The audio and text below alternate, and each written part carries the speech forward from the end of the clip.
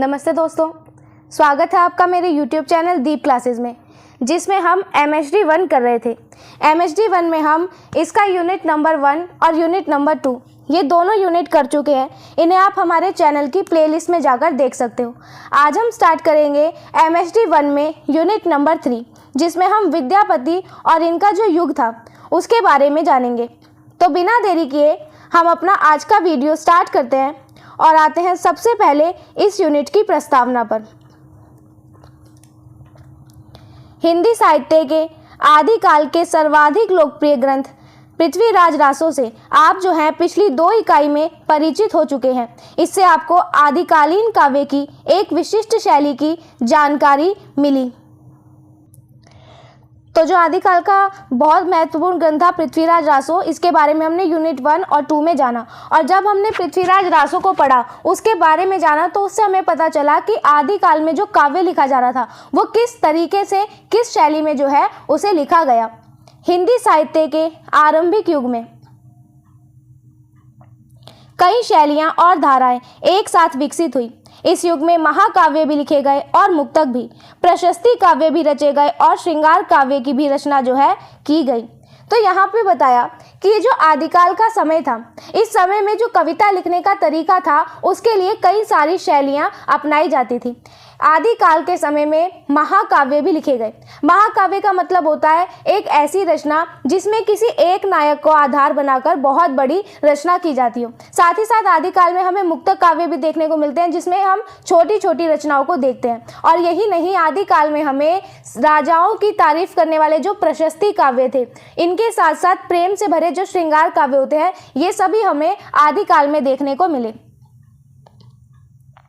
सिद्धनाथों ने भी काव्य रचा और जैन मुनियों ने भी साहित्य की रचना की। इसी ग्रुप में विद्यापति जो है वो कविताएं लिख रहे थे। तो आदिकाल में हमने क्या देखा कि आदिकाल में सिद्ध और नाथ, यानी कि उस समय के जो विशेष योगी और जो संत होते थे, इन सभी ने क्या किया, अपनी रचनाएं लिखी। इनके साथ जैन मुनि जो कि जैन धर्म से संबंधित थे, उनका साहित्य भी हमें आदिकाल में दिखाई दिया। अब ये जो आदिकाल का समय था, इसी आदिकाल के समय में एक और प्रसिद्ध कवि आते हैं जिनका नाम है विद्यापति। विद्यापति का युग जो है वो आदिकाल के अवसान का युग था। भक्ति काल का आरंभ नहीं हुआ था और आदिकाल की क्षमताएं जो है वो चूक रही थी। दहलीज पर खड़ा कवि आदिकाल की पूरी परंपरा से जुड़ा था और नए युग के आगमन का संकेत भी जो है वो दे रहा था। तो यहाँ पे बताया गया कि जो विद्यापति हैं वो आदिकाल के अवसान, यानी कि आदिकाल के खत्म होने का जो समय था उस समय पर, और भक्ति काल के जो शुरू होने का समय था उस समय के बीच हमें विद्यापति दिखाई देते हैं। ऐसा मानो कि विद्यापति जो है वो 2 युगों के बीच की एक चौखट पर खड़े थे। एक तो वो जो कि आदिकालीन था और दूसरा वो जो भक्तिकालीन था। उस समय पर हम जो है विद्यापति को देखते हैं। इसीलिए कीर्ति लता और कीर्ति पताका जैसे प्रशस्ति काव्य ग्रंथ जो है लिखे गए। पदावली जैसी श्रृंगारिक उक्तियां अभिव्यक्त की गई और राधा तथा कृष्ण का स्मरण कर कवि ने बता दिया कि आने वाला युग भक्ति को समर्पित है। विद्यापति की इस व्यापकता में विविधता, नूतनता और प्रयोग भी जो है परिलक्षित हो सकता है और कहीं कहीं इन सभी प्रवृत्तियों के बीच अंतर विरोध भी जो है नजर आ सकता है।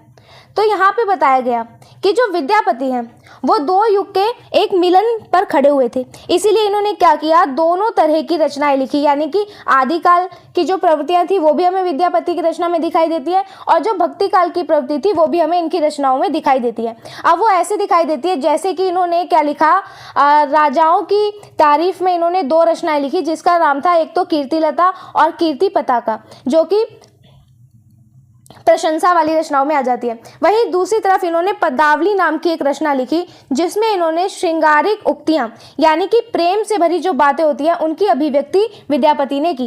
इन्होंने अपनी कविताओं में राजा का नाम भी लिया, साथ ही साथ इन्होंने भगवान कृष्ण का जो स्मरण है उसकी भी हमें याद दिलाई। ऐसा करके विद्यापति ने क्या किया, सभी को ये बता दिया कि जो आने वाला समय होगा वो पूरी तरह से भगवान की भक्ति को समर्पित होगा, यानी कि ईश्वर के प्रेम में बिल्कुल ही डूबा हुआ समय होगा। विद्यापति की रचनाओं में उनका युग प्रतिबंधित हुआ। कीर्तिलता और कीर्ति पताका इतिहास के दस्तावेज हैं। पृथ्वीराज रासो के समान इसमें प्रक्षेप नहीं हुआ है, अतः ऐतिहासिक भूलें नहीं की गई। सभी तथ्य जो है वो इतिहास सम्मत है। तो जो विद्यापति थे, इनकी सोच बहुत बड़ी थी। इनकी इसी व्यापकता में जो है हमें विविधता की बातें दिखाई देती है। यानी कि विद्यापति का जो एक नज़रिया था वो बहुत बड़ा नज़रिया था। विद्यापति अलग अलग तरह की बातें करते थे। इनकी रचनाओं में एक नयापन था और हमें नए नए प्रयोग विद्यापति की रचनाओं में देखने को मिले। विद्यापति की कविताओं को अगर हम देखते हैं तो हमें ये पता चलता है कि वो कुछ नया करना चाहते थे, क्योंकि विद्यापति जो है ये दो बदले हुए युगों के बीच में थे। इसीलिए कहीं कहीं पर हमें इनकी बातों में जो है एक अंतर विरोध भी नजर आता है, जिसका मतलब होता है कि दो अलग अलग तरह के विचारों का आपस में टकराना। आगे देखो,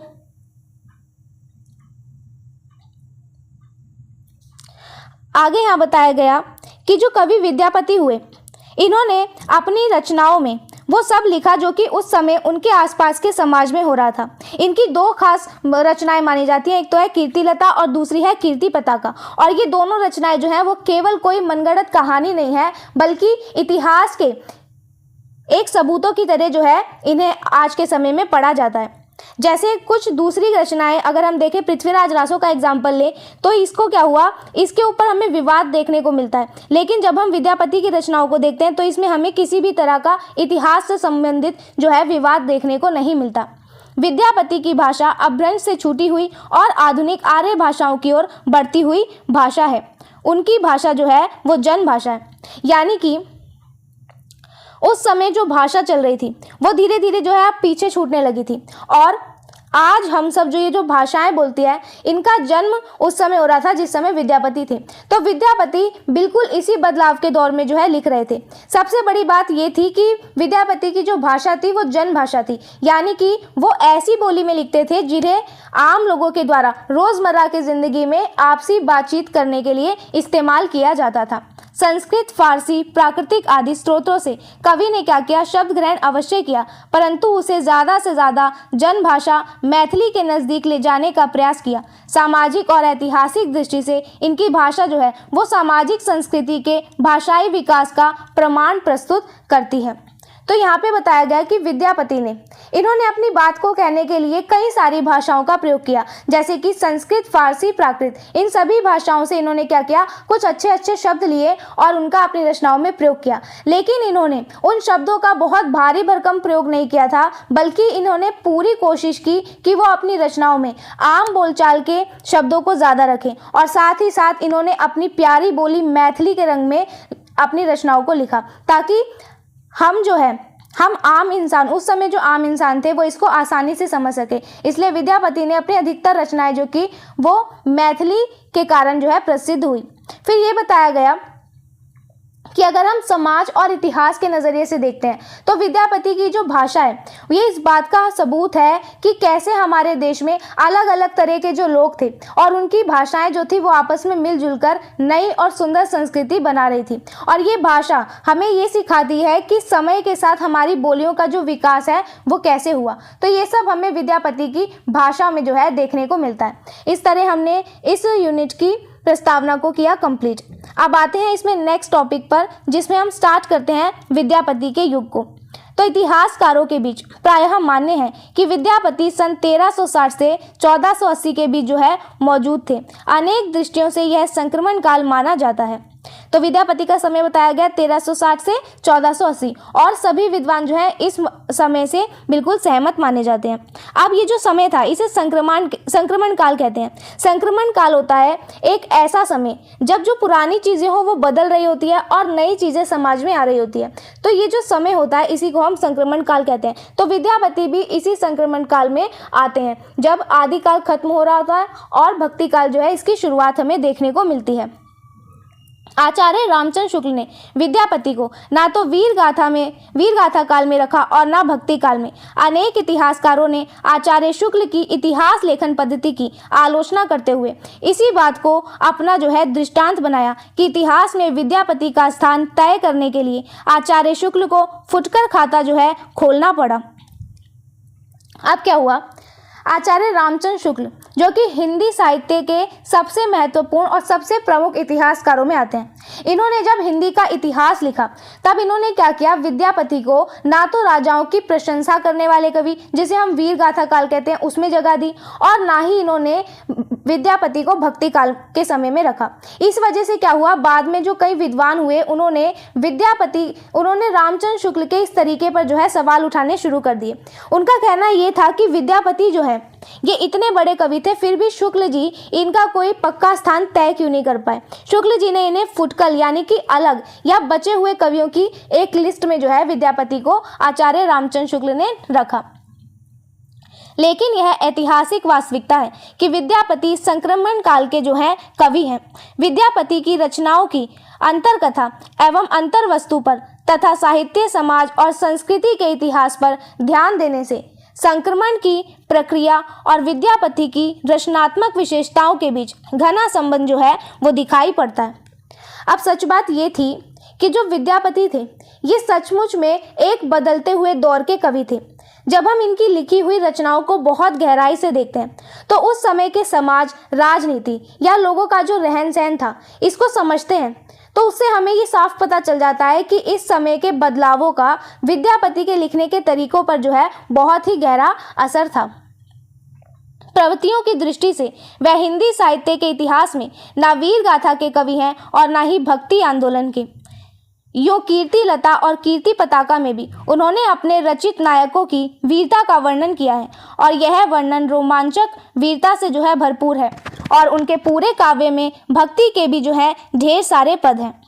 अब यहाँ पे क्या बताया गया कि अगर हम विद्यापति के लिखने का जो एक मुख्य अंदाज था इसे देखें तो हम विद्यापति को पूरी तरह से ना तो बहादुरी वाली कविताएं लिखने वाला कह सकते हैं और ना ही सिर्फ भक्ति आंदोलन का एक संत कवि कह सकते हैं। ऐसा इसलिए क्योंकि इनकी जो रचना थी कीर्ति लता और कीर्ति पताका, इसमें इन्होंने क्या किया, अपने राजाओं की बहादुरी, इनके शौर्य का जो है जिक्र किया, जिसे सुनकर बिल्कुल रोंगटे खड़े हो जाते हैं। वहीं दूसरी तरफ विद्यापति ने क्या किया, इनकी रचना थी पदावली, उसमें इन्होंने भगवान के लिए बहुत सुंदर पद जो है वो हमारे सामने रखे। भक्ति भावना होने के बावजूद वह भक्ति आंदोलन के अंग नहीं है, क्योंकि उनकी भक्ति भावना में आंदोलन की जो है चेतना नहीं है। इन बातों से पूरे विद्यापति मूलतः श्रृंगारिक कवि हैं। अब यहाँ पे सोचने वाली बात यह है कि अगर विद्यापति ने भगवान की बातें लिखी तो वो भक्ति आंदोलन से क्यों नहीं जुड़े। तो ऐसा इसलिए था क्योंकि इनकी कविताओं में भगवान के प्रति झुकाव तो था, पर समाज को बदलने या फिर कोई बड़ा आंदोलन खड़ा करने वाली बात वो हमें विद्यापति में दिखाई नहीं देती। और इन सब बातों को छोड़कर अगर हम असलियत देखें तो विद्यापति जो है ये मुख्य रूप से श्रृंगारिक यानी कि प्रेम, सुंदरता और जो आपसी रिश्ते होते हैं, मुख्य रूप से विद्यापति जो है इन पर लिखने वाले कवियों में आते हैं। जो लोग विद्यापति की पदावली का भक्तिपरक अर्थ निकालने की कोशिश कर रहे थे उन पर व्यंग्य करते हुए आचार्य रामचंद्र शुक्ल ने क्या किया, अपने इतिहास में कहा कि आजकल आध्यात्मिक रंग के चश्मे बहुत सस्ते हो गए हैं, अतः विद्यापति की मूल प्रवृत्ति और उनके समय की विकासमान प्रवृत्ति में एक तरह से जो है अंतर विरोध था। अब क्या हुआ, कुछ लोग ऐसे भी थे जो कि विद्यापति की जो पदावली नाम की रचना है इसकी हर लाइन में सिर्फ भगवान की भक्ति को ढूंढते थे और उनका मजाक भी उड़ाते हुए, ऐसे विद्वानों का मजाक उड़ाते हुए आचार्य रामचंद्र शुक्ल ने अपनी पुस्तक में क्या लिख दिया कि आजकल जो है धार्मिक चश्मे बहुत सस्ते हो गए हैं, जिसे देखो वही क्या कर रहा है, हर चीज़ को धर्म से जोड़कर देखने लगता है। तो इस तरह हम ये कह सकते हैं कि विद्यापति के अंदर दो अलग अलग बातें जो हैं वो एक साथ चल रही थी, जिसे हम विचारों का टकराव जो है वो कह सकते हैं।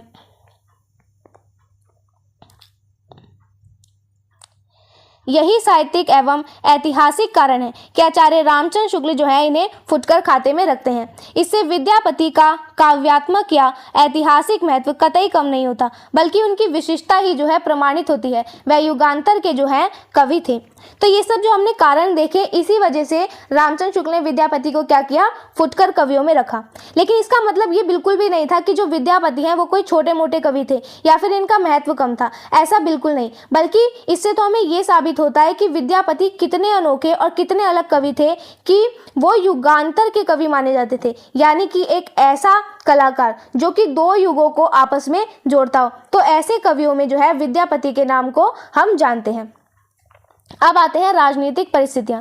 विद्यापति के समय क्या क्या राजनीतिक परिस्थितियां थी, इसको समझेंगे।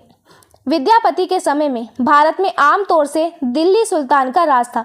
तो जब विद्यापति का समय चल रहा था तो दिल्ली में दिल्ली सल्तनत का जो है उस समय हमें राज देखने को मिलता है। इसे स्पष्ट रूप से कहा जाए कि विद्यापति के जीवन काल में दिल्ली पर जो है तुगलकों और लोधी वंश का शासन था। तो जिस समय विद्यापति रचनाएं कर रहे थे उस समय दिल्ली में एक तो तुगलकों का और इनके बाद लोधी वंश का शासन हमें देखने को मिलता है। जाहिर है कि विद्यापति के जन्म के बहुत पहले भारत में जो है इस्लाम का आगमन हो चुका था और दिल्ली सल्तनत भी बहुत पहले स्थापित हो चुकी थी। भारत की जनता ने काफी पहले दिल्ली सल्तनत को जो है स्वीकार कर लिया था। बावजूद इसके पूरे देश पर दिल्ली सल्तनत का प्रत्यक्ष शासन नहीं था, लेकिन व्यवहार में उनका प्रभुत्व देश पर था। तो यहाँ पे यही बताएगा कि विद्यापति जो है वो दिल्ली सल्तनत के समय में अपनी रचनाएं लिख रहे थे। देश भर में फैली स्थानीय सत्ताएं सल्तनत का जो है प्रभुत्व स्वीकार कर चुकी थी। मतलब देश भर में जितनी भी सत्ताएं थी उन सब ने क्या किया था, मुगलों का स्थापत्य इन्होंने स्वीकार कर लिया था। प्रायः 8वीं शताब्दी से उत्तर भारत में जो राजनीतिक अस्थिरता थी वह दिल्ली सल्तनत की स्थापना से जो है समाप्त हो गई।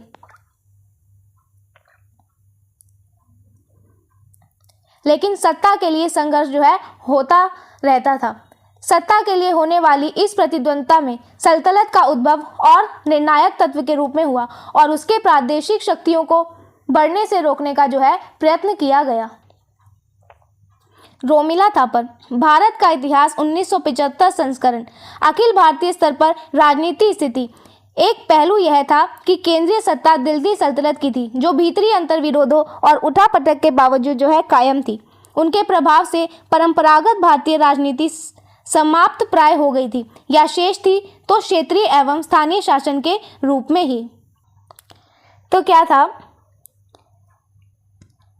कि अगर हम पूरे देश के लेवल पर देखें तो ये जो विद्यापति का समय था इसमें हमें ये देखने को मिलता है कि भले ही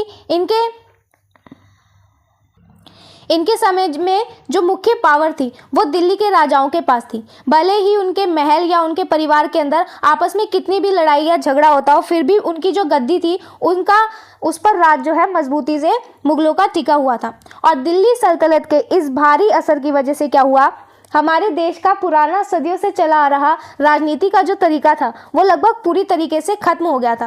अब पुराने तौर तरीके अगर कहीं बचे थे तो वो बस छोटे मोटे इलाकों या फिर छोटे राज्यों के काम काज तक ही जो है सीमित रह गए थे। इस क्रम में उल्लेखनीय है कि भारतीय राजनीति और समाज में धार्मिक दृष्टि से दो समुदाय हिंदू और मुसलमान जो है अस्तित्व में आ गए थे। इस नई बात ने राजनीति में भी जो है नयापन ला दिया था।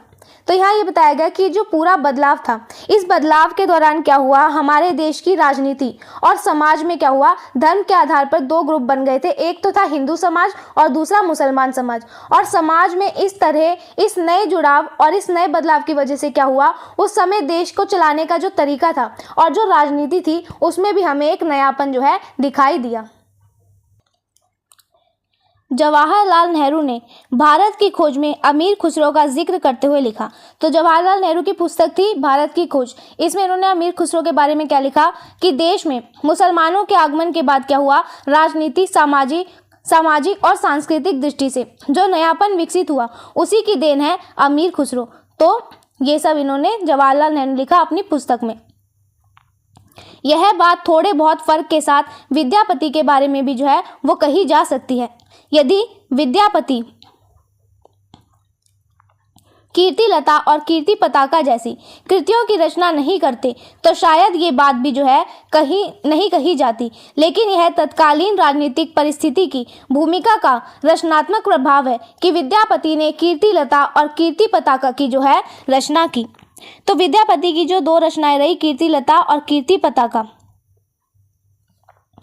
अगर हम इन दोनों रचनाओं को देखें तो इससे पता लगता है कि विद्यापति इस बदलाव के कवि जो है वो नहीं इस बदलाव के कवि माने जाते हैं। लेकिन उस समय देश की जो राजनीतिक हालत थी यानी राजाओं का जो माहौल था उसके असर ने क्या किया, विद्यापति को प्रेरित किया। इसीलिए विद्यापति ने ये दो रचनाएं हमारे सामने प्रस्तुत की। खुसरो और विद्यापति में जो है फर्क यह है कि खुसरो जो है वो दिल्ली में रहते थे और विद्यापति कहाँ रहते थे? मिथिला में। दिल्ली सल्तनत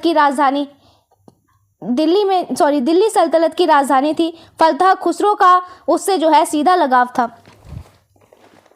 और जो मिथिला है वो दिल्ली से बहुत दूर देश के पूर्वी क्षेत्र में अंग का होने के कारण केंद्रीय सत्ता में होने वाले उथल पुथल के तात्कालिक प्रभाव से दूर रही है। मिथिला जो अन्य अधिकांश स्थानों की अपेक्षा अधिक समय तथा तुर्क आक्रमणों से अछूता रहा। तो ये मिथिला के बारे में बताया। संस्कृत विद्या के एक केंद्र का विकास हुआ क्योंकि वहां पर भारी संख्या में जो है ब्राह्मण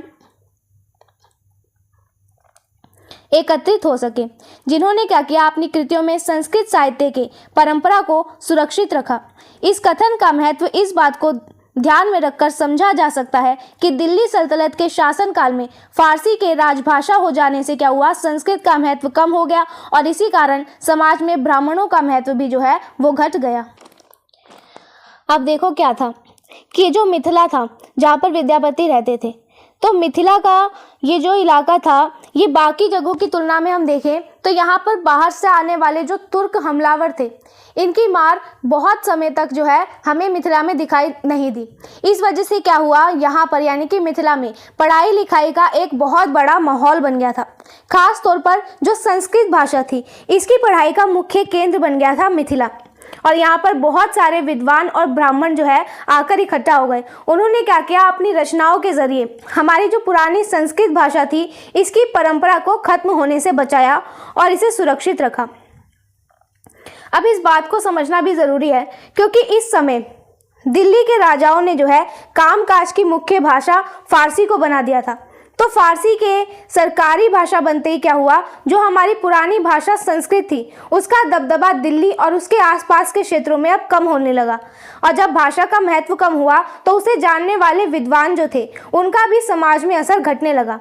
और ऐसे समय में मिथिला ने संस्कृत को बचा कर रखा और यहीं पर विद्यापति के पूरे दौर की सबसे ज़्यादा खास बात जो है हमें यही देखने को मिलती है। मिथिला में संस्कृत भाषा साहित्य की परंपरा और ब्राह्मणों का प्रभाव जो है वो कायम रहने के बावजूद विद्यापति के समय में बदलाव आया। मिथिला पर असलान शाह का हमला भी हुआ और भाषा साहित्य के अखिल भारतीय परिदृश्य का प्रभाव भी जो है पड़ा। अब क्या हुआ कि मिथिला में संस्कृत भाषा और विद्वानों का ये जो बहुत दबदबा था, लेकिन जब विद्यापति का समय आया तो इनके समय पर हमें ये देखने को मिला कि मिथिला में क्या हुआ, असलान शाह नाम के एक राजा ने हमला कर दिया और इस हमले के साथ साथ पूरे देश में भाषा और लिखने पढ़ने का ये जो तरीका था इसमें हमें एक बदलाव देखने को मिलता है और इसी का असर भी हमें मिथिला में साफ साफ से दिखाई देने लगता है। इतिहास वेत्ता राधा कृष्ण चौधरी लिखते हैं। अब राधा कृष्ण चौधरी ने क्या लिखा वो देखो। इन्होंने लिखा कि विद्यापति के समय में इस्लाम और हिंदू धर्म के बीच भी एक प्रकार का आदान प्रदान शुरू हो चुका था और उत्तर बिहार उस समय सूफियों का एक प्रधान केंद्र बन चुका था। महाराज शिव सिंह ने कुछ मुसलमान संतों और फकीरों को जो दान दिया था उसका जो है प्रमाण भी मिलता है। तो राधा कृष्ण ने क्या कहा कि विद्यापति के समय में हिंदू और इस्लाम धर्म इनके जो लोग थे वो आपस में एक दूसरे को बहुत अच्छी बातें सिखा रहे थे और उस समय जो उत्तर बिहार का जो इलाका था वो सूफियों यानी कि सीधे साधे मुसलमान संतों का एक बहुत बड़ा गढ़ बन गया था। यहाँ तक कि वहाँ के राजा थे एक शिव सिंह। इन्होंने क्या किया, इन्होंने कुछ मुसलमान संतों और फकीरों को आदर देते हुए उन्हें ज़मीन और भी बहुत सारी चीज़ें जो है दान दे दी थी, जिनके पक्के सबूत जो है वो हमें आज भी दिखाई देते हैं। हिंदू मुसलमान के संबंध मिथिला के क्षेत्र में काफ़ी अच्छा था और ज्योतिरीश्वर के ठाकुर वन रत्नाकर में जो विदेशी अरबी फारसी शब्द हैं, इससे यह सिद्ध होता है कि राजनीतिक आधिपत्य के बहुत पूर्व ही मिथिला में क्या हुआ, अरबी फारसी भाषा से संपर्क हो गया था। अब यहाँ पे ये समझाया कि मिथिला के इलाकों में रहने वाले जो हिंदू थे और जो मुसलमान थे, अगर हम इनके बीच के रिश्ते को देखें तो ये बहुत ही अच्छे थे। विद्यापति से पहले भी एक लेखक हुए जिनका नाम था ज्योतिरीश्वर ठाकुर। इन्होंने वन रत्नाकर नाम की रचना लिखी और इनकी इस रचना में हमें बहुत सारे विदेशी शब्द जैसे कि अरबी और फारसी के शब्द जो है वो दिखाई देते हैं। इससे हमें ये पता चलता है कि दिल्ली के राजाओं के मिथिला पर कब्जा करने से बहुत पहले ही क्या था, वहाँ के लोग अरबी और फारसी भाषा को जानने और समझने लगे थे। सूफी संतों और फकीरों के माध्यम से ही यह संभव हुआ होगा। दोनों धर्मों के समन्वय और समागम ने नवीन दृष्टिकोण का बीजारोपण हो रहा था और विद्यापति युग आते आते इसका और भी जो है विकास हुआ। तो अब यहाँ पे एक क्वेश्चन ये उठता है हमारे मन में कि ये जो भाषा है ये वहाँ पहुँची कैसे थी। तो ये सब जो है ये सूफी संतों और फकीरों की वजह से मुमकिन हुआ था, जो कि घूम घूम कर जो है क्या करते थे, लोगों से मिलते थे। जब ये दोनों धर्म आपस में मिले और एक दूसरे के करीब आए तो लोगों के सोचने का जो है एक नया नज़रिया सामने आया और इस नज़रिए की जो शुरुआत हुई थी वो हम विद्यापति के समय के आते आते जो है इसका विकास देखते हैं। विद्यापति युग का सामाजिक सांस्कृतिक अध्ययन विद्यापति अनुशील और मूल्यांकन में संकलित संपादक डॉक्टर वीरेंद्र श्रीवास्तव, बिहार हिंदी ग्रंथ अकादमी से प्रकाशित। विद्यापति की रचनाओं में इस संक्रांति और समन्वय के दौर में विकसित नए दृष्टिकोण की जो है झलक मिलती है। इस दृष्टिकोण की मुख्य विशेषता है राजनीति का धार्मिक प्रभाव से मुक्त होना। अब क्या हुआ कि विद्यापति ने जो कुछ भी लिखा उसमें उस बदलते हुए समय और दो संस्कृतियों के मिलन की जो है झलक दिखाई देती है। इनके इस नए सोचने के तरीके की सबसे बड़ी खास बात ये रही कि उस समय में जो राजकाज और राजनीति चलती थी वो धर्म के आधार पर नहीं चलती थी, यानी कि राजनीति जो है वो अब धार्मिक कट्टरता या धर्म के प्रभाव से बिल्कुल आज़ाद और मुक्त हो चुकी थी विद्यापति के समय में। आगे देखो,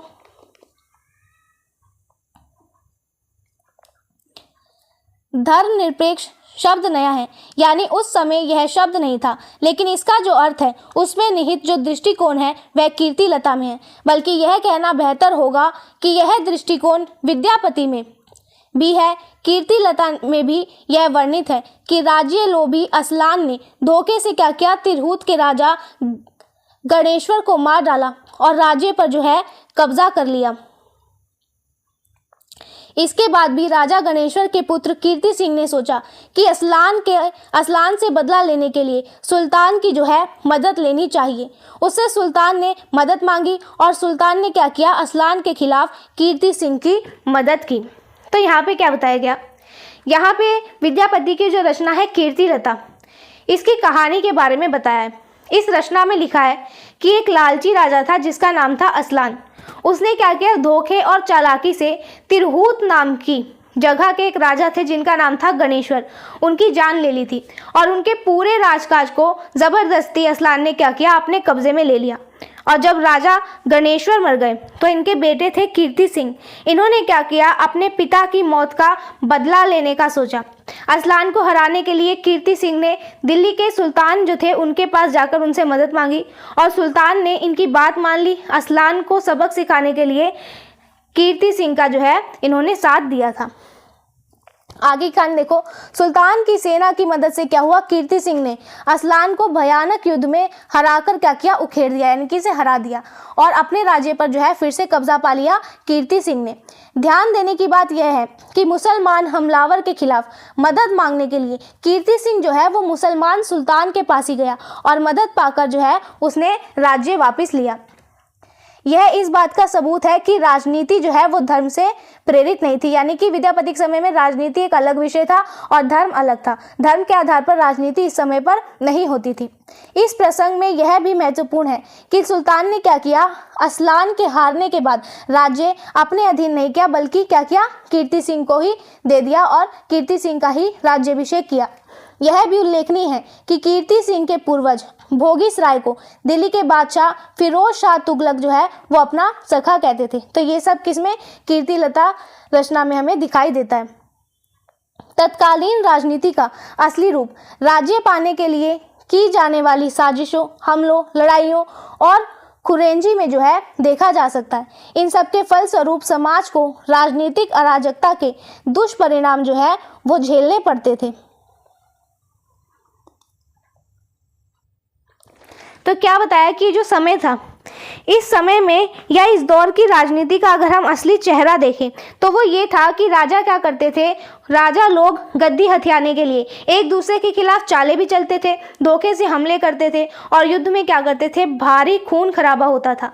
तब अब जो राजा थे वो आपस में लड़ते थे, पर इसका सबसे बुरा नतीजा वहाँ की जो आम जनता थी उसे और समाज को भुगतना पड़ता था, क्योंकि हर तरफ डर, अशांति और अव्यवस्था जो है हमें इस समय फैली हुई दिखाई देती है।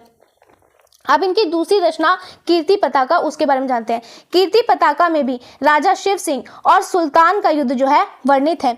तो इसका मुख्य विषय कौन है, शिव सिंह, जिनके युद्ध का वर्णन है कीर्ति पताका में सुल्तान के साथ। युद्ध में शिव सिंह को विजयी दिखाया गया है। एंड में कौन जीते हैं, शिव सिंह। इस विजय के फलस्वरूप क्या होता है, राजा शिव सिंह कीर्ति पताका जो है चारों तरफ फहराती है।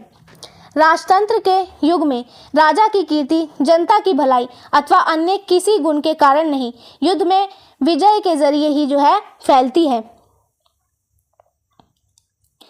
राजा की शक्ति सेना और युद्ध जीतने की क्षमता में निहित रहती थी।